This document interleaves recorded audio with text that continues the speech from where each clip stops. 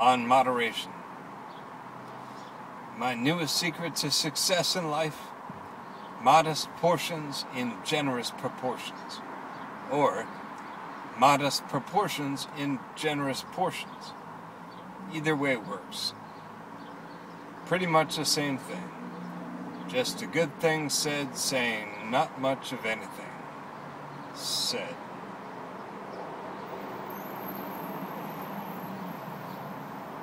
On not concentrating. Haphazard stints of blind looking, reckless minutes of visual crippledness, things I've always been subjected to.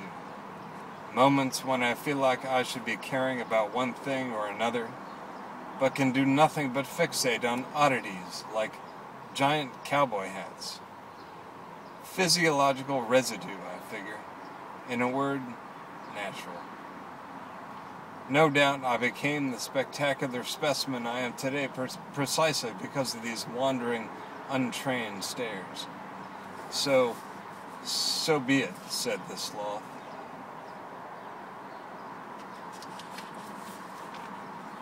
On personal possibilities. My only full-time job these days is figuring out what to do with all the wondering in me. What exactly are my possibilities? Not so much what I may do with myself, but what can I do?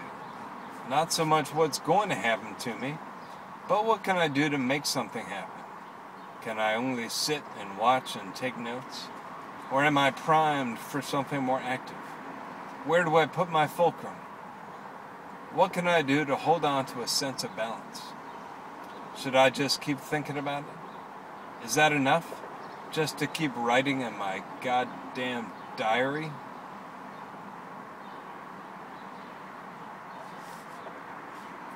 On becoming like one's parents. I have more music than I have time for. I think I have now finally entered adulthood. The music I listen to is aged. The music I listen to, I still listen to.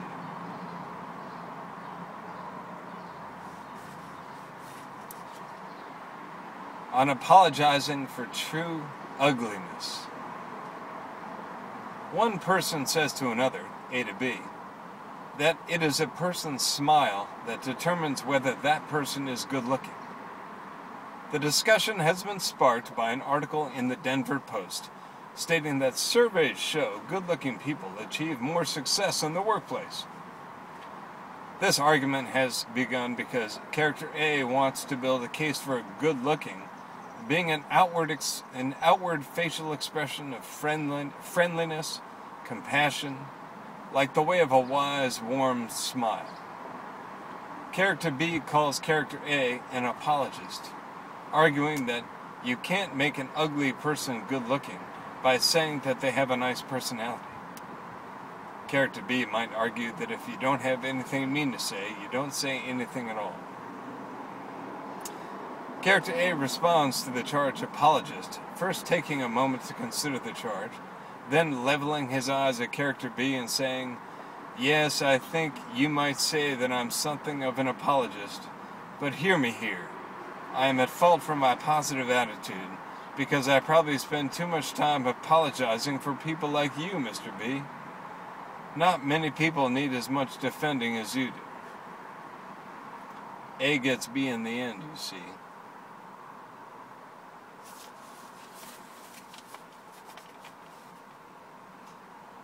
On the future.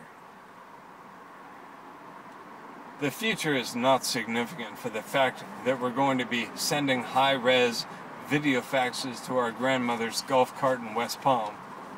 The future is only significant, can only be significant, if the owner of such technology has something to say. We may fax a picture of our ass to a girlfriend, but like anything else, asses are much more affecting in person. I don't really know what my point is, but my point is this.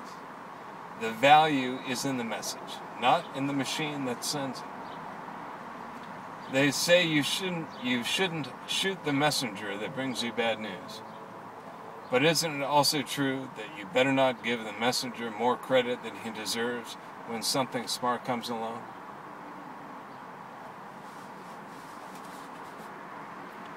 On good moods and flying. Airborne stream of nonsense concerning my present emotional condition. A bliss of contentment. A bit different that way.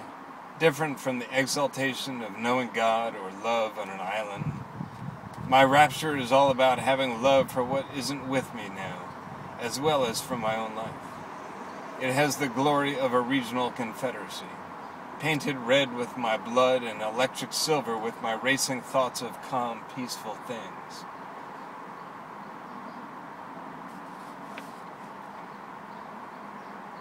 On Clear Thoughts and California. My thoughts have come to visit me today in an orderly fashion and in numbers. Not single file or wounded in any way. There's no time here for casualties of the mind. My thoughts are many lines converging and weaving and undulating like parallel sine curves with no collisions. Friends are with me now, and the ones I care about the most are inside me, sharing my air, turning over my organs, tanks full and running on the fuel of love and admiration. And I now again remember what matters to a life which can't claim to do more but grow older a bit at a time. Moments always just lived and passing, taking note, taking stock. And here my head is full of music, and now less and less as the airplane begins to drop from cruising altitudes. From up where I began to get a glimpse of the part of the coast that I figured was Santa Cruz or Carmel or Big Sur, or one of the other places I haven't been in between LA and SF. The honey roasted peanuts have stopped coming. I think they figured me out. On landing in Los Angeles. Now just 200 feet over LA. Now just 200 feet over LA and falling. With luck, landing. Car dealership, highway, hotel, plane, parking lot, plane, grass, asphalt, bump, skid, bump, brakes. Ears now useless. Everything suddenly on Dolby noise reduction. I fly the friendly skies because I don't know any better. Vámonos.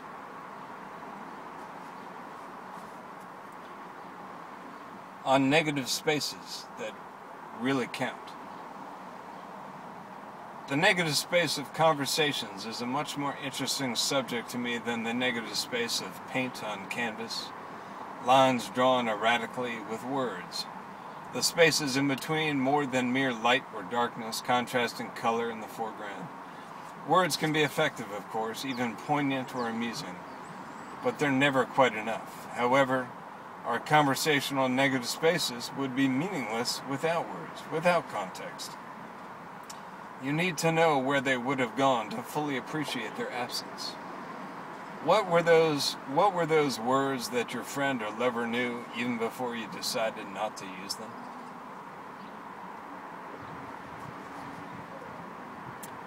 On enthusiastic concert goers. I met a kid in LA who went to a Pink Floyd concert in high school after taking 10 hits of acid. When the band began playing the song Time, this kid got so excited he ate dirt.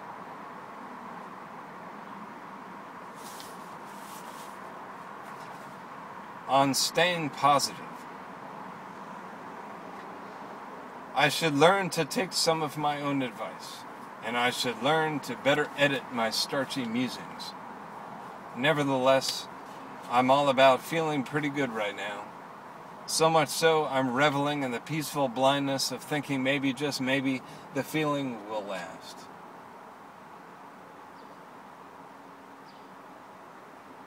On length and width. What about length and relativity? As far as I'm concerned, width is more than capable of being longer than length. Isn't it all in how you look at it? Or is it just how you look at it?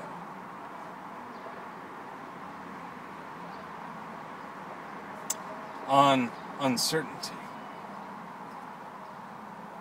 I'm not sure about anything today, except for maybe not having to be,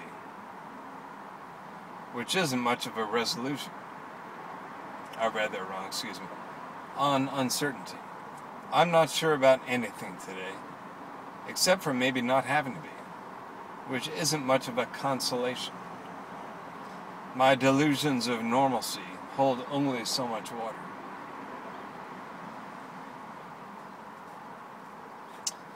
On abstraction and the loss of youth. It is clear I am as steeped in abstraction as ever a kid has been. The truth is, I'm starting to think this part of me isn't going away. It doesn't seem to want to be grown out of. In 10 years, I will no doubt still be this way. The way I am still. And the way I am still changing. Bad right knee. Another gray hair. This one kind of cracks me up because it's been more than 10 years since I read this, and man, I'm my knee is better, but I'm chock full of gray hairs. That's for certain. All right, here we go. On snowshoes and storytelling. Maybe I'll do something gnarly, like reinvent snowshoeing out of its present non-radical form.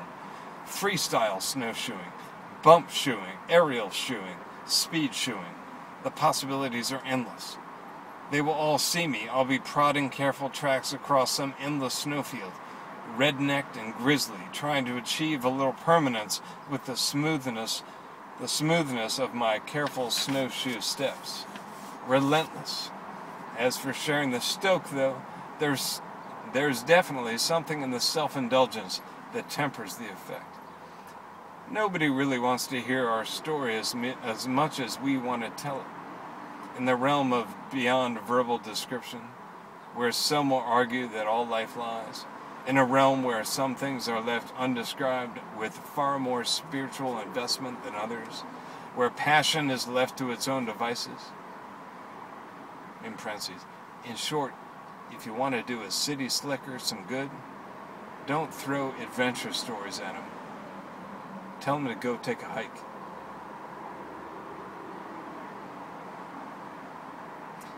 On positive self-affirmation. Wise-ass commentaries are good, as are self-indulgent abstractions about my way about things.